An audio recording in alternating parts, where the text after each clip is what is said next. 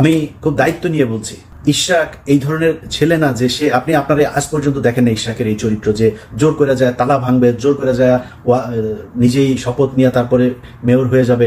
এই চরিত্র ইশরাকের আপনি জীবনে কোনোদিন দেখেন নাই, এবার দেখেছেন। কেন দেখেছেন? এর পেছনে অনেক কারণ আছে। ডক্টর ইউনূস নিজে চান নাই, মানে কেন চান নাই সেটা আবার মানে ইশরাককে পছন্দ করে না, বিএনপির কাউকে বসতে, এই জন্য না, এটা অনেক কারণ আছে। এটার মানে লিগ্যাল অনেক ব্যাপার স্যাপার আছেন। তো এগুলো মিলে উনি চান নাই যে ওই নির্বাচনটাকে কেন্দ্র করে তারপরে এই কোর্টের রায় অনুযায়ী ও বসুক। এই শপথ কার্যক্রম যদি তারা না করায় আমি গিয়ে আমার চেয়ারে বসতে পারি, 2 মিনিটও লাগবে না। আদালতের রায়ে এবং জনগণের ভোটে নির্বাচিত মেয়র হিসেবে ধানের শীষের প্রার্থী ইশরাক হোসেন বহাল রয়েছে। অতএব যা কিছু করতে হবে আমাদের অনুমতি নিয়ে, আমাদের সিদ্ধান্ত অনুযায়ী করতে হবে। প্রয়োজনে আমরা প্রশাসক বসাবো। যারা মেয়র হওয়ার আগে সিটি ভবন দখল করে, তাদের কাছে বাংলাদেশের মানুষের জান মাল ইজ্জতের নিরাপত্তা থাকতে পারে না। আসসালামু আলাইকুম ওয়া রাহমাতুল্লাহি ওয়া বারাকাতুহু। দেশ ও দেশের বাহিরে দূর দূরান্ত থেকে যে বা যাহারা এখন এই মুহূর্তে ভিডিওটি দেখছেন, ভিডিওটি প্লে করেছেন, তাদেরকে অনুরোধ করব দয়া করে পুরো ভিডিও সম্পূর্ণ ধৈর্য সহকারে দেখবেন। খুবই গুরুত্বপূর্ণ এবং অত্যন্ত ইম্পর্ট্যান্ট ভিডিও নিয়ে উপস্থিত হয়েছি আপনাদের মাঝে। সুপ্রিয় দর্শক, সম্মানিত বন্ধুগণ, দর্শক শ্রোতা মণ্ডলী, সাম্প্রতিক সময়ে আপনারা সকলেই অবগত আছেন বিএনপি নেতা ইঞ্জিনিয়ার ইশরাকের মেয়র হওয়ার বিষয় নিয়ে নানাবিধ আলোচনা সমালোচনা হচ্ছে রাজনৈতিক অঙ্গন সহ সারা দেশ জুড়ে। প্রিয় দর্শক শ্রোতা মণ্ডলী, শেখ হাসিনার আমলে অবৈধ নির্বাচনকে বৈধতা দিয়ে ইশরাক মেয়র হতে চাইছে এবং তার মেয়র হওয়ার জন্য, মেয়রের সিটে বসার জন্য সে নগর ভবনে তালা মেরে রেখেছে। তালাবদ্ধ অবস্থায় নগর ভবন রীতিমতো বলা যায় প্রিয় দর্শক দখল করে রেখেছে। অন্যদিকে সরকারের উপদেষ্টা আসিফ মাহমুদ তিনি ইশরাককে শপথ পড়াতে চাইছেন না, তিনি শপথ পড়ানোর কাজে বাধা প্রয়োগ করছে। সরকার এবং বিএনপি নেতা ইঞ্জিনিয়ার ইশরাকের মধ্যে যেই বিভেদ, যেই দূরত্ব দেখা দিয়েছে, যেই দ্বন্দ্ব, সেই দ্বন্দ্বের বিষয়ে এবারে কথা বলেছে, গুরুত্বপূর্ণ কিছু তথ্য ইনফরমেশন শেয়ার করেছে বর্তমান সময়ের সাহসী সংবাদকর্মী, সাহসী কণ্ঠস্বর যাকে বলা হয়ে থাকে, আমাদের সকলের প্রিয় সাংবাদিক ইলিয়াস ভাই। সাংবাদিক ইলিয়াস ভাই খুবই গুরুত্বপূর্ণ কনফিডেন্সিয়াল একটা ইনফরমেশন শেয়ার করেছে। সেটি হচ্ছে তিনি বলেছেন যে কেন, কি কারণে এত উঠে পড়ে লেগেছে মেয়র হওয়ার জন্য ইশরাক, এর পেছনে কি উদ্দেশ্য রয়েছে, কে বা কাহারা রয়েছে ইশরাকের পেছনে, কার নির্দেশে ইশরাক এগুলা করছে, এর কারণটা কি, সমস্ত কিছু বিস্তারিত বর্ণনা করেছে আমাদের সকলের প্রিয় সাংবাদিক ইলিয়াস ভাই। প্রিয় দর্শক, চলুন কথা না বাড়িয়ে ইশরাকের এই মেয়র কাণ্ড এবং আসিফ মাহমুদ ইশরাকের দ্বন্দ্ব নিয়ে সাংবাদিক ইলিয়াস ভাই কি বলল, কি বার্তা দিল, কি ইনফরমেশন দিল, আমরা সেটা দেখি, তারপরে কথা বলি। আশা করি সঙ্গে থাকবেন পুরো ভিডিওটি জুড়ে আপনারা আমাদের। এখানে সরকারের ভেতরে একটা পক্ষ আছে যে পক্ষটা দুই দিকে খেলার চেষ্টা করে। এরা সব শেষ যখন কিনা সিটি কর্পোরেশনের এই যে গ্যাঞ্জাম হইল, আমি খুব দায়িত্ব নিয়ে বলছি, ইশরাক এই ধরনের ছেলে না যে সে আপনি আপনারা আজ পর্যন্ত দেখেন না ইশরাকের এই চরিত্র যে জোর করে যায় তালা ভাঙবে, জোর করে যায় নিজেই শপথ নিয়ে তারপরে মেয়র হয়ে যাবে। এই চরিত্র ইশরাকের আপনি জীবনে কোনোদিন দেখেন নাই, এবার দেখেছেন। কেন দেখেছেন? এর পেছনে অনেক কারণ আছে। আমি সবকিছু আপনাদের সামনে মানে বলছিও না, ওইটা নিয়ে ভিডিও করছিও না, যেহেতু আমি এটা ওই আলোচনায় যাচ্ছি না। বাট এই বৈঠকটা হয়েছে উপদেষ্টা পরিষদের। ডক্টর ইউনূস নিজে চান নাই, মানে কেন চান নাই সেটা আবার মানে ইশরাককে পছন্দ করে না, বিএনপির কাউকে বসতে, এই জন্য না, এটা অনেক কারণ আছে। এটার মানে লিগ্যাল অনেক ব্যাপার স্যাপার আছেন। তো এগুলো মিলে উনি চান নাই যে ওই নির্বাচনটাকে কেন্দ্র করে তারপরে এই কোর্টের রায় অনুযায়ী ও বসুক, উনি চান নাই। তো সিদ্ধান্তটা সব উপদেষ্টারা মিলে নিয়েছেন। এটাকে ইশরাক এবং বিএনপির কাছে গিয়ে আসিফ নজরুল এবং মনির হায়দার এমনভাবে প্লেস করেছেন যে আপনাকে বা তোমাকে বসতে দিতে চাচ্ছে না আসিফ মাহমুদ আর হচ্ছে মাহফুজ আলম, এই দুইজন হচ্ছে তোমার শত্রু। দুই পক্ষকে মুখোমুখি করে দিল। দেখেন এখন এরা যখন জানলো যে হ্যাঁ আমার বসতে দিবে না, তখন হচ্ছে হ্যাঁ আমার কথা শুনবে না। বিএনপির পুরো সাংগঠনিকভাবে একদম সর্বোচ্চ জায়গা থেকে ইশরাককে ছাড়পত্র দেওয়া হয়েছে, না এটা আমাদের জিততেই হবে, এইটা দিয়ে দরকারে সরকার পতনে চলে যাবো আমরা। মাঝখানে কি হইল, ওইদিকে গোয়েন্দা সংস্থাও পাম দিচ্ছে এই দুই পক্ষকেই, দিয়ে গ্যাঞ্জামটা বাধায় দিল। এমন একটা পরিস্থিতি তৈরি হলো যে ডক্টর মোহাম্মদ ইউনূস শেষে বললো আমি ইতেই থাকবো না। তো ইউনুসকে আপনি যত কিছুই বলেন, এখন আমি কালকে একটা পোস্ট করেছিলাম যে ডক্টর মোহাম্মদ ইউনুস লন্ডনে যাওয়ার পরে যে আপনার টোকাই পার্টি, যেটা পলাতক পার্টি এখন সেখানে নানান ধরনের ইটি করছে। সারা জীবন বিএনপির কাছে কিন্তু লন্ডনে সারা জীবন মার খেয়েছে ওইখানে, এবার তারা বিশাল আকারে নিয়ে। তো আমি একটা পোস্ট করেছিলাম যে বিএনপির উচিত ডক্টর মোহাম্মদ ইউনুসের ইয়েতে থাকা। তো বিএনপির অনেক মানুষজন আবার এটাকে করেছেন যে বিএনপি এখন কেন থাকবে, বা বিএনপি এই জন্যই থাকবে কারণ এই ডক্টর মোহাম্মদ ইউনুস যদি নাকি এই গত 10 মাস না থাকতো তাহলে পরিস্থিতি অন্যরকম হইতে পারতো, সেটা কাইন্ড অফ আমছালা সব যাওয়ার মতো অবস্থা হইতো। আবার স্টুডেন্টদের সাথে আপনি দুর্নীতি করছে, এই যে আপনার কি এই যে হান্নান মাসুদকে নিয়ে আলোচনা হচ্ছে, দুর্নীতি করছে তো অনেকেই দুর্নীতি করছে, করে না কে আমার এইটা বলেন, যে ওই দলের এই ব্যক্তি এই পর্যন্ত ক্ষমতায় ছিল, করে নাই, করে তো। এই ছেলের তো আপনার জুলাইতে তার যে অবদান এটা ভুলে যেতে পারবেন না। তো এই জায়গায় রেসপেক্ট রাখতে হবে, এদের কারণে আপনি আজকে অনেক কিছু পেয়েছেন, অনেক কিছু সহজ হয়েছে, এটা মাথায় রাখতে হবে। তো আপনি এখন মনে করছেন যে না আমরা কেন থাকবো, বিএনপি কেন থাকবে, বিএনপি এই জন্যই থাকবেন, আওয়ামী লীগের প্রশ্নে আমাদের সবাইকে এক থাকতে হবে, এই জন্য থাকবেন। তো এটা নিয়ে বেশ হচ্ছে, এই যে দুই পক্ষের ভেতরে দ্বন্দ্ব তৈরি করে দেওয়ার চেষ্টা, এটা এই ইশরাকের সময় থেকে শুরু করে এই এখনো হচ্ছে। এই শপথ কার্যক্রম যদি তারা না করায় আমি গিয়ে আমার চেয়ারে বসতে পারি, 2 মিনিটও লাগবে না। আদালতের রায়ে এবং জনগণের ভোটে নির্বাচিত মেয়র হিসেবে ধানের শীষের প্রার্থী ইশরাক হোসেন বহাল রয়েছে। অতএব যা কিছু করতে হবে আমাদের অনুমতি নিয়ে, আমাদের সিদ্ধান্ত অনুযায়ী করতে হবে, প্রয়োজনে আমরা প্রশাসক বসাবো। ঢাকা দক্ষিণ সিটির একজন মেয়র, একটা খুবই সামান্য পদ, যদি আমরা পুরো বাংলাদেশের প্রশাসনকে এবং বাংলাদেশের স্থানীয় সরকারকে আমলে নিতে চাই, সেটিকে হস্তান্তর করতে, সেটিকে আদালতের সর্বোচ্চ রায়ের পরেও এখনো শপথ করানো নিয়ে তারা টাল বাহানা করছে। তাদেরকে বসানো হয়েছে এই অন্তর্বর্তীকালীন সরকারকে একটি ছাত্র জনতার রক্তাক্ত গণ অভ্যুত্থানের পরে বাংলাদেশের সকল রাজনৈতিক দল এবং শ্রেণী পেশার মানুষ, ছাত্রদের উপস্থিতিতে, বৈষম্য বিরোধী ছাত্র আন্দোলনের ছাত্রদের নেতাদের উপস্থিতিতে বসানো হয়েছিল, যাতে তারা শান্তিপূর্ণভাবে ক্ষমতা হস্তান্তরের যে প্রক্রিয়া সেটিকে সম্পন্ন করার মাধ্যমে জনগণের নির্বাচিত প্রতিনিধিদের কাছে ক্ষমতা হস্তান্তর করে। কিন্তু আমরা যেটা লক্ষ্য করতে পারলাম যে একটা মেয়র, ঢাকা দক্ষিণ সিটির একজন মেয়র, একটা খুবই সামান্য পদ, যদি আমরা পুরো বাংলাদেশের প্রশাসনকে এবং বাংলাদেশের স্থানীয় সরকারকে আমলে নিতে চাই, সেটিকে হস্তান্তর করতে, সেটিকে আদালতের সর্বোচ্চ রায়ের পরেও এখনো শপথ করানো নিয়ে তারা টাল বাহানা করছে। তারা কিভাবে আগামী দিনে তাদের অধীনে একটা জাতীয় নির্বাচন নিরপেক্ষ সুষ্ঠু সম্পন্ন হতে পারে, সেটা নিয়ে ইতিমধ্যেই জনগণের মাঝে প্রশ্ন দেখা দিয়েছে। এই সরকার তার নিরপেক্ষতা হারিয়েছে। আমি একটু ধারাবাহিকতায় যদি বলতে চাই, আমাদের এই আদালতের রায় এবং গেজেট প্রকাশ করার পরে আমরা যখন সরকারের কাছে বারবার আবেদন জানালাম, বারবার লিখিতভাবে জানালাম, তারা কিন্তু তোয়াক্কা করলো না। এরপরে ঢাকা শহর দক্ষিণের সর্বস্তরের ভোটাররা তারা রাজপথে নেমে আসে। দীর্ঘদিন যাবত আপনারা আন্দোলন করছেন, এই আন্দোলনের সৈনিকেরা, সেনাপতিরা সবাই আজকে উপস্থিত আছেন, মোড়লের সবাই আছেন। এরপরে আমরা আমাদের দাবি আদায়ে আমরা এখান থেকে বের হয়ে যমুনা ঘেরাও দিয়ে আমরা সেখানে 2 দিন অবস্থান করে যমুনা ঘেরাও দিয়েছিলাম। তখন আমরা কি দেখতে পেলাম, জাতির সামনে একটি নতুন নাটক মঞ্চস্থ করা হলো, যেখানে এখানে পদত্যাগের নাটকের মাধ্যমে জাতিকে, যেটাকে আমরা এক কথায় বলতে পারি ইমোশনাল ব্ল্যাকমেলের মাধ্যমে একটা নাটক মঞ্চস্থ করা হলো।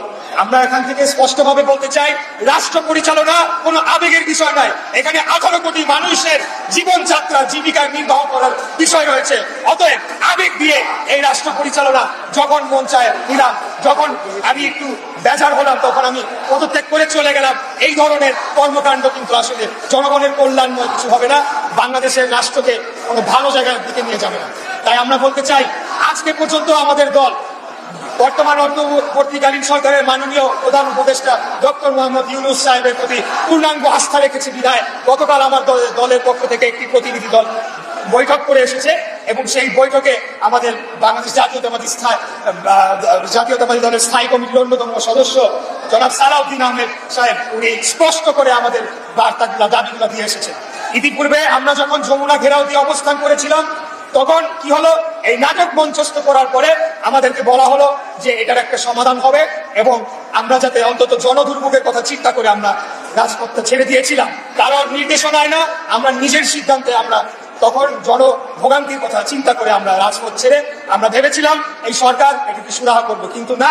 পরবর্তীতে আমরা দেখতে পেলাম যে তারা কিভাবে এই শপথ নিয়ে টাল বাহানো করার মাধ্যমে তাদের যে মুখোশ সেটিকে উন্মোচিত করা হয়েছে এবং বাংলাদেশের বর্তমান অন্তর্বর্তীকালীন সরকার যে নিরপেক্ষভাবে দায়িত্ব পালন করতে পারবে আগামী জাতীয় নির্বাচনের সময়, সেই জিনিসটা শুধু প্রশ্নবিদ্ধ হয় না, সেটা জনগণের সাথে প্রতিষ্ঠিত হয়েছে যে এই বর্তমান উপদেষ্টা পরিষদ দিয়ে সেটি অর্জন করা কোনোভাবেই সম্ভব নয়।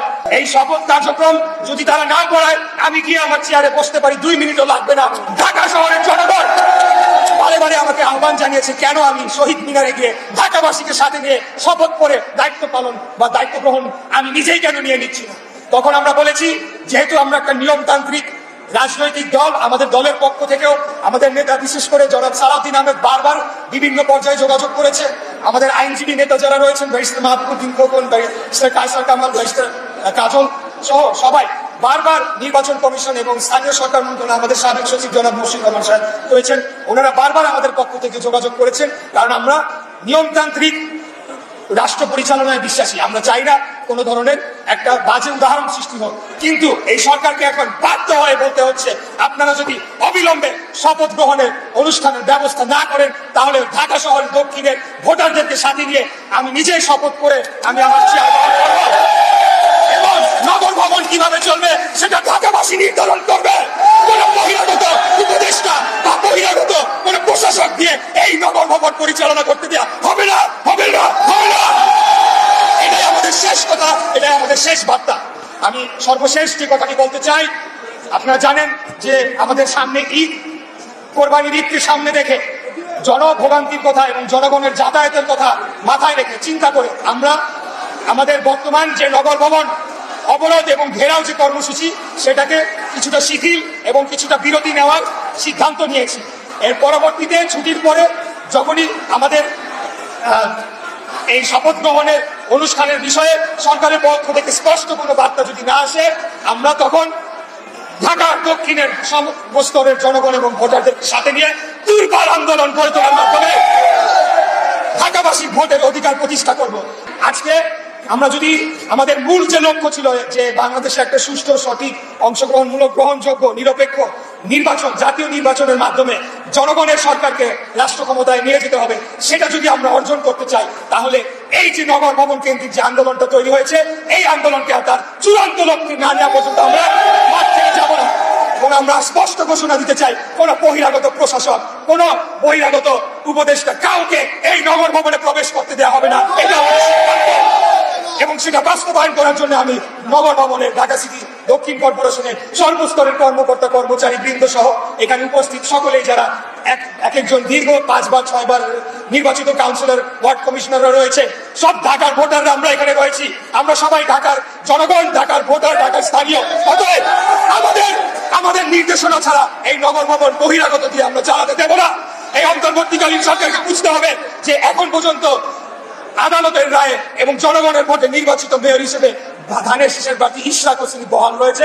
অতএব যা কিছু করতে হবে আমাদের অনুমতি নিয়ে, আমাদের সিদ্ধান্ত অনুযায়ী করতে হবে। প্রয়োজনে আমরা প্রশাসক বসাবো, প্রয়োজনে আমরা ওয়ার্ডে ওয়ার্ডে প্রশাসক বসাবো।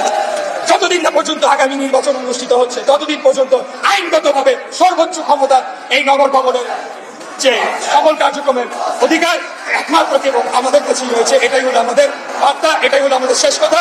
আমরা আন্দোলন ছেড়ে যাচ্ছি না, এই আন্দোলন চলমান থাকবে ইনশাআল্লাহ।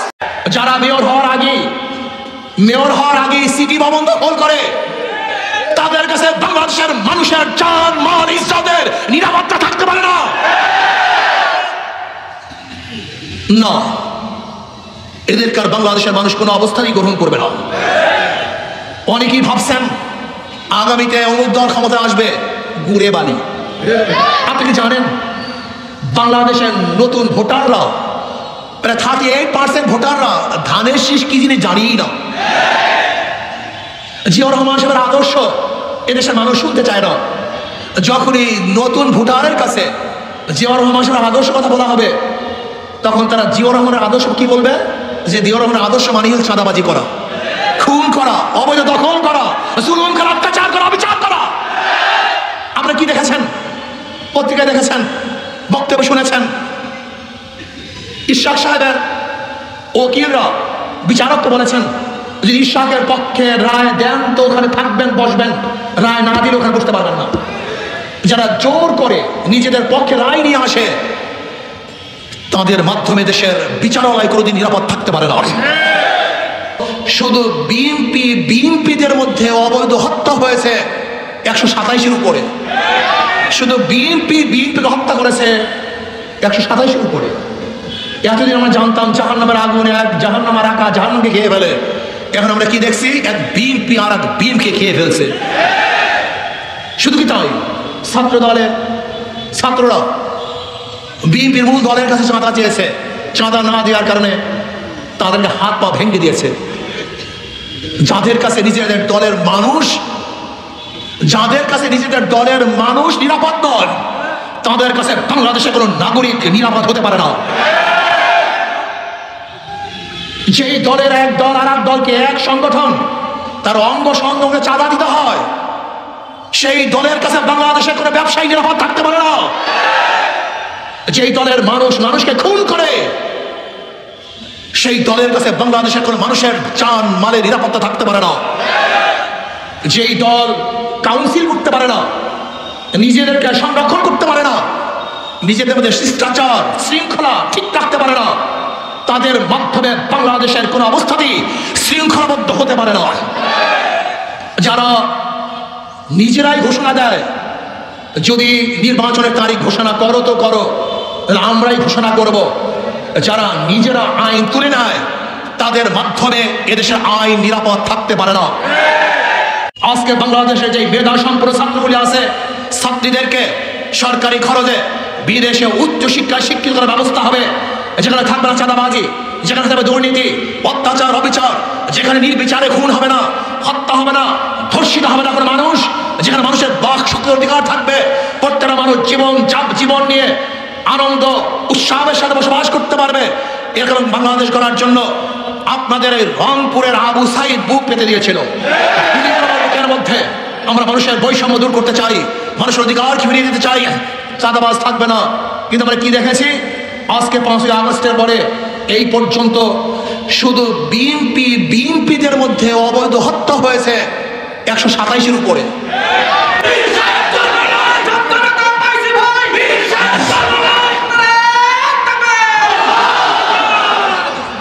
আসসালামু আলাইকুম ওয়া রাহমাতুল্লাহি ওয়া বারাকাতুহু। নাহমাদু ওয়া নুসাল্লি আলা রাসূলিহিল কারীম। আম্মা বা'দ।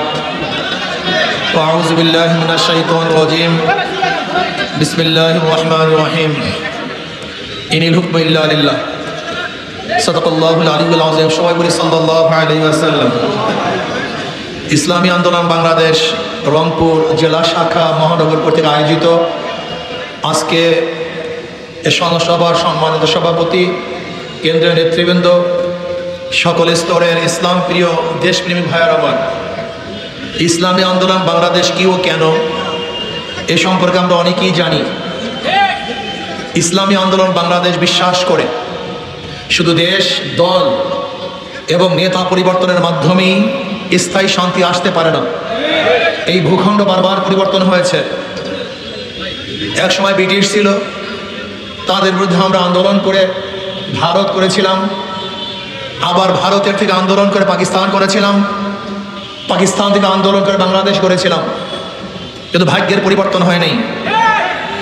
আমরা বহু দলের শাসন দেখেছি, মুসলিম লীগের শাসন দেখেছি, আওয়ামী শাসন দেখেছি, আমরা বিএনপির শাসন দেখেছি, আমরা জাতীয় পার্টির শাসন দেখেছি, জোট সরকারের শাসন দেখেছি, কিন্তু মানুষের, গরিব মেহনতি মানুষের ভাগ্যের পরিবর্তন দেখি নেই।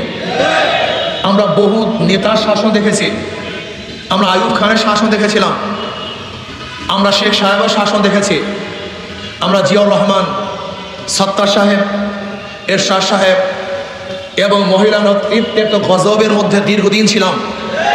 বহু নেতা নেত্রীর শাসন দেখেছি, কিন্তু সে ভাগ্যের পরিবর্তন দেখিনি। এদেশ কেন স্বাধীন হয়েছিল? 71-এর স্লোগান ছিল সাম্য মানবিক মর্যাদা, কিন্তু 53 বছরে সাম্য মানবিক মর্যাদা, সামাজিক ন্যায় বিচার প্রতিষ্ঠিত করতে পারেনি। আবার 2024-এ ছাত্র জনতা ঐক্য বেঁধেছিল, বৈষম্যের বিরুদ্ধে আন্দোলন, বৈষম্য থাকবে না, সাম্য, মানবিক মর্যাদা, সামাজিক ন্যায় বিচার প্রতিষ্ঠিত হবে, প্রত্যেকটা মানুষের অধিকার প্রতিষ্ঠিত হবে। বাংলাদেশের কোনো গরিব না খেয়ে ঢুকে ঢুকে মরবে না, বস্ত্রহীন কোনো গরিব থাকবে না, চিকিৎসাহীন কোনো মানুষ মরবে না। প্রত্যেকটা গরিব ছাত্র যেন সরকারি খরচে উচ্চশিক্ষায় শিক্ষিত হতে পারে, প্রত্যেকটা মা বোন ইজ্জত এবং আব্রু নিয়ে বসবাস করতে পারে। আমাদের বাংলাদেশের প্রত্যেকটা গরিব শ্রমিক জনতা দরিদ্র সীমার উপরে চলে যেতে পারে, যেখানে থাকবে না জুলুম, অত্যাচার, অবিচার, ধর্ষণ, খুন, যেখানে ন্যায় বিচার প্রতিষ্ঠিত হবে। আমাদের বাংলাদেশের প্রত্যেকটা নাগরিক খোলা আকাশের নিচে থাকবে না, সুন্দর থাকার বসবাসস্থান হবে। আমাদের বাংলাদেশের একজন নাগরিক বস্ত্রহীন থাকবে না, প্রত্যেকের শরীরে সুন্দর সুন্দর বস্ত্র শোভা পাবে।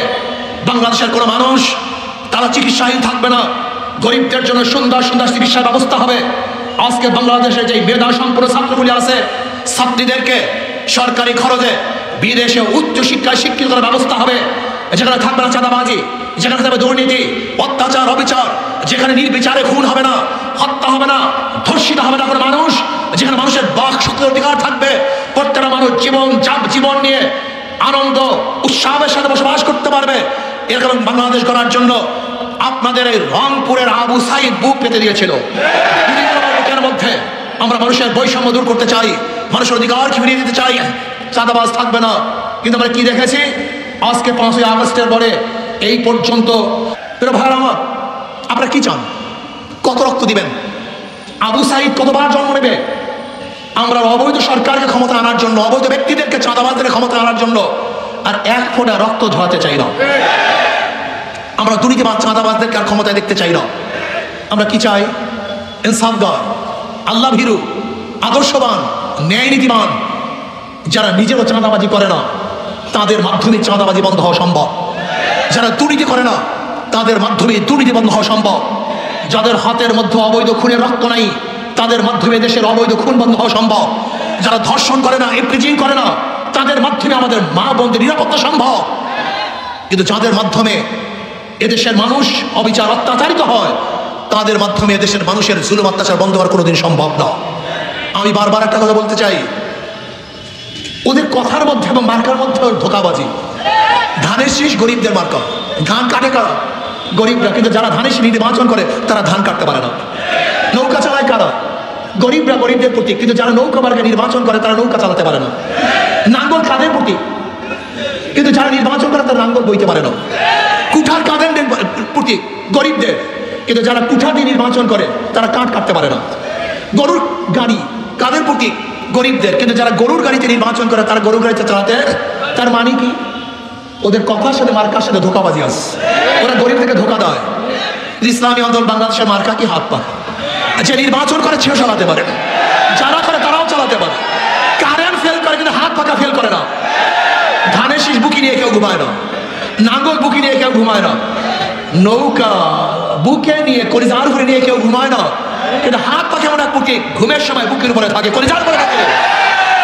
ইশরাক হোসেনের গেজেট নোটিফিকেশন হবে কিনা এই ব্যাপারে নির্বাচন কমিশন আমাদের কাছে জানতে চেয়েছিল। নির্বাচন কমিশন তো আসলে একটা সাংবিধানিক প্রতিষ্ঠান, তা আমাদের মতামত জানার আসলে প্রয়োজন ছিল না। ওনারা সাংবিধানিক প্রতিষ্ঠান, ওনাদের সিদ্ধান্ত ওনাদেরই নেওয়ার কথা। আমাদের কাছে যখন মতামতের জন্য পাঠিয়েছিলেন তখন আমরা সংশ্লিষ্ট আইন কর্মকর্তাদের সাথে কথা বলেছিলাম। নির্বাচন কমিশন আমাদের মতামতের জন্য অপেক্ষা করেন নাই, ওনারা নিজেরা গেজেট নোটিফিকেশন করেছেন। এটা ছাড়া আমার কিছু বলেন। ফিরেশ জাকিরের বিরুদ্ধে একটি মামলা হয়েছে, হত্যা মামলা। স্যার একটু আমরা শেষ করি।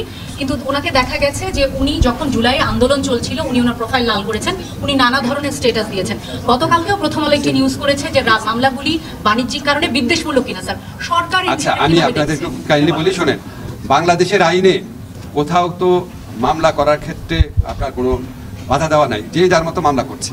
এবং এখানে অনেক হয়রানিমূলক মামলা হচ্ছে, বিদ্বেষমূলক মামলা হচ্ছে, অন্যের জায়গা জমি দখল, ব্যবসা দখল করার জন্য মামলা হচ্ছে। এগুলো অত্যন্ত আনফর্চুনেট, অত্যন্ত পরিতাপের বিষয়। তা আমরা যখন মামলা করে ফেলার পর আমরা পুলিশ প্রশাসনের মাধ্যমে, আদালত প্রশাসনের মাধ্যমে আমরা বিভিন্ন ধরনের প্রতিকার দেওয়ার চেষ্টা করছি। এখন আপনার যখন এত বেশি লোককে আপনার আসামি করা হয়, এত মামলা করা হয়, আমাদের জন্য কাজটা ডিফিকাল্ট হয়ে যায়। কিন্তু আমরা কিন্তু মামলা করতে কাউকে বাধা দিতে পারি না। কিন্তু মামলা হওয়ার পর আপনারা খেয়াল করে দেখেছেন, স্বরাষ্ট্র মন্ত্রণালয় থেকে বারবার বলা হয়েছে যে অভিযোগের কোনো বস্তুনিষ্ঠতা পাওয়া না গেলে কাউকে যেন গ্রেফতার না করা হয়। আমরা আবার আদালতের পক্ষ থেকেও আমরা যেখানে আপনার বস্তুনিষ্ঠতা নাই সেখানে যতভাবে আইনগত প্রতিকার দেওয়া সম্ভব সেগুলি দেওয়ার চেষ্টা করে যাচ্ছি। তো এখন আপনার কিছু কিছু ক্ষেত্রে আপনি যে ইনেশ জাকেরের নাম বলেছেন, এরকম ছাড়াও আরও অনেক ক্ষেত্রে কিছু কিছু মামলা হয়েছে যেগুলি আসলে আপনাদের কাছে আমরা একটা অনুরোধ করবো, এই মামলাগুলো যারা করে আপনারা একটু তাদের কাইন্ডলি খুঁজে বের করেন না, খুঁজে বের করে একটু মামলাটা সম্পর্কে জিজ্ঞেস করেন, তাদের উন্মোচন করেন। তারা যেই হীন উদ্দেশ্যে বা তারা যদি কোনো হীন উদ্দেশ্যে, শত্রুতামূলক উদ্দেশ্যে, অন্যের ব্যবসা, জায়গা জমি দখলের উদ্দেশ্যে বা চাঁদার উদ্দেশ্যে যদি তারা এই ধরনের মামলাগুলো করে থাকেন, আপনাদের কাছে আমাদের অনুরোধ আপনারা তাদের ভূমিকাও এক্সপোজ করেন, তাদেরকে জনগণের কাছে দেখায় দেন। আমরা সরকারের পক্ষ থেকে আরও কি ব্যবস্থা নেওয়া যায় আমরা সারাক্ষণ এটা চিন্তা ভাবনা করছি। প্রয়োজনীয় আইনগত যদি কোনো পরিবর্তন আনতে হয়, পদক্ষেপ নিতে হয়, আমরা সর্বদা স্যার মেজর সিনহার বিষয়ে মানে কিছুদিন আগে রিপোর্টার সিনেটিতে একদল একটা মানে সংগঠন তারা বলছে যে এটা একটা দীর্ঘসূত্রিতা হচ্ছে এবং ডেথ রেফারেন্স এখনো হয় না এবং তাদের শাস্তির আওতায় আনার জন্য 1 মাসের আলটিমেটাম দিয়েছে। স্যার আপনার উপর আসে আলটিমেটাম একই প্রশ্ন, এটার সাথে অ্যাড করে স্যার রানার মধ্যে যে আলোচিত যে 7 আচ্ছা আমি আপনাদের বলি যে যেই সমস্ত মেজর সিনহার যে আপনার হত্যা মামলা, এটা একটা পাশবিক হত্যা ঘটনা ছিল। আমাদেরকে কি বলবো আর কি, মানে আমরা সবাই শোকাচ্ছন্ন ছিলাম, সবাই আমরা বিচার চেয়েছি। 7 খুন, বর্বরচিত একটা খুন হয়েছে, আমরা এটার বিচার চেয়েছি। কিন্তু ভাই আপনাদের তো একটা জিনিস বুঝতে হবে, এগুলি যখন উচ্চ আদালতে থাকে, হাইকোর্টে থাকে, তখন এটা সম্পূর্ণভাবে হাইকোর্টের এখতিয়ারাধীন বিষয়। এটা কার্যতালিকায় কত নম্বরে আসবে, কবে শুনানি হবে, এটা সম্পূর্ণভাবে স্বাধীনভাবে হাইকোর্ট ঠিক করে। এখানে আইন মন্ত্রণালয়ে কোনো রকম ভূমিকা রাখার কোনো অবকাশ নাই। তো আমি যারা এই সমস্ত কমপ্লেইন করেন, আপনাদের ইমোশনের প্রতি শ্রদ্ধা জানিয়ে বলছি, প্লিজ একটু সত্যি জিনিসটা জানার চেষ্টা করেন, এটা সত্যিকার পরিস্থিতিটা জানার চেষ্টা করেন। না হতে হয়তো কাউকে ব্লেম করলেন বা অন্য কোনো মন্ত্রণালয় ব্লেম করলেন, এটা তো কোনো সমাধান আসবে না। তো আমরা আশা করব, আপনাদের মতো আমিও আশা করি, আমরা কোনো দ্রুত এটার আপনার বিচার সম্পন্ন হয় এবং যারা দোষী সাব্যস্ত হবে তাদের জন্য সর্বোচ্চ শাস্তি নাগরিক হিসাবে আশা বিচার বিভাগের উপর হস্তক্ষেপের একটা নজির আপনারাও বলেছেন। তো আপনাদের এরকম কিছু নাই আপনারা বলতে চান? আমরা উচ্চ আদালতের উপর আমাদের তো হস্তক্ষেপের কোনো স্কোপই নাই। এখন আমরা আগের সরকার যে ছিল সেটা তো একটা ফ্যাসিস্ট গভর্নমেন্ট ছিল, তারা তো কোনো নিয়ম নীতি মানতো না, তারা চিফ জাস্টিসকে পর্যন্ত মানে কি বলবো গলা ধাক্কা দিয়ে দেশ দিয়ে বের করে দিয়েছে। আমরা তো সেটা সরকার না, ঠিক না? আমরা উচ্চ আদালতের স্বাধীনতার প্রতি অত্যন্ত শ্রদ্ধাশীল। আমরা আমাদের কোনো এখতিয়ারই নাই উচ্চ আদালতের মানে কবে শুনানি করবে, কত দ্রুত শুনানি করবে সেটার অনেক কিছু বলার। আমাদের একমাত্র যেটুকু রোল থাকে অ্যাটর্নি জেনারেল অফিসের মাধ্যমে, সেটা আমরা সম্পূর্ণভাবে সেই দায়িত্ব পালন করি। সেটা তো আপনার প্রতিদিনের ব্যাখ্যা করার বিষয় না, তাহলে তো আপনার আমাদের গোপনীয়তার শর্ত বা কোনো কিছুই থাকে না। স্যার আসিয়ার ধর্ষণ হত্যা মামলাটি আমরা জানি শুরু হয়েছে স্যার, স্বাক্ষর শুরু হয়েছে, এটা কি পর্যায়ে আছে? আসিয়া হত্যা মামলা লাস্ট যেটা আপনার গত বুধবার এটা আপনার বিচার কাজ শুরু হয়েছে, কারণ এটা চার্জশিট পেতে একটু দেরি হয়েছিল। এখন চার্জশিট ছাড়া তো কোনো বিচার কাজ শুরু হতে পারে না, আপনি জানেন। এখন বিচার কাজ শুরু হয়েছে বুধবার, তারপরে আপনার যে ওয়ার্কিং ডে, কার্য দিবস, আমরা যখন দিন বলি, লয়ের ব্যাখ্যা হচ্ছে দিন মানে হচ্ছে কার্য দিবস। এখন এটা এই বুধবার বোধহয় ষষ্ঠ, সামনে বুধবার, আজকে হচ্ছে আপনার সোমবার, এই সপ্তাহে হয়তো ষষ্ঠ কার্য দিবস হবে, আগামী রোববার হবে এটা 7ম কার্য দিবস। তো আমি একটা আশাবাদ ব্যক্ত করেছিলাম 7ম কার্য দিবসের মধ্যে হবে, আমার একটা আশাবাদ ছিল। আমরা নিম্ন আদালতে জানি এটা সর্বোচ্চ গুরুত্ব দিয়ে এই মামলার বিচার করা হচ্ছে।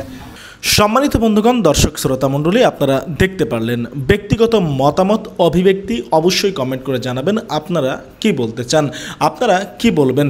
সাংবাদিক ইলিয়াস ভাই যেই কথা বলেছে, যেই তথ্য, যেই ইনফরমেশন শেয়ার করেছে, সেটি নিয়ে আপনারা কি বলতে চান? আপনারা কি মনে করেন সাংবাদিক ইলিয়াস ভাই ঠিক বলেছে? প্রিয় দর্শক শ্রোতা মণ্ডলী, ইশরাকের পেছনে কে বা কাহারা রয়েছে, ইশরাকের মোটিভটা কি, ইশরাকের উদ্দেশ্যটা কি, মেয়র হওয়ার জন্য কেন এত তিনি উঠে পড়ে লেগেছে? প্রিয় দর্শক শ্রোতা মণ্ডলী, আপনারা জানাবেন কি মনে হচ্ছে আপনাদের কাছে, এর পিছনে কি উদ্দেশ্য থাকতে পারে। প্রিয় দর্শক শ্রোতা মণ্ডলী, আপনারা যদি সাংবাদিক ইলিয়াস ভাইকে পছন্দ করে থাকেন, সাংবাদিক ইলিয়াস ভাইয়ের ভক্ত হয়ে থাকেন, তাহলে অবশ্যই ভিডিওটি শেয়ার করবেন বেশি বেশি, এবং আমাদের চ্যানেলে নতুন হয়ে থাকলে আপনাদেরকে অনুরোধ করব এবং রিকোয়েস্ট করব আপনারা আমাদের চ্যানেলটা সাবস্ক্রাইব করে পাশে থাকা বেল বাটনটি ক্লিক করে রাখবেন, যাতে পরবর্তী সমস্ত আপডেট আপনাদের কাছে সকলের আগে সবার আগে পৌঁছায়। আজকের মতো এ পর্যন্তই, বিদায় নিতে হচ্ছে আপনাদের কাছ থেকে। দেখা হবে আরও অন্য কোনো একটা ভিডিওতে, সে পর্যন্ত ভালো থাকবেন, সুস্থ থাকবেন। আল্লাহ হাফেজ। আসসালামু আলাইকুম ওয়া রাহমাতুল্লাহি ওয়া বারাকাতুহু।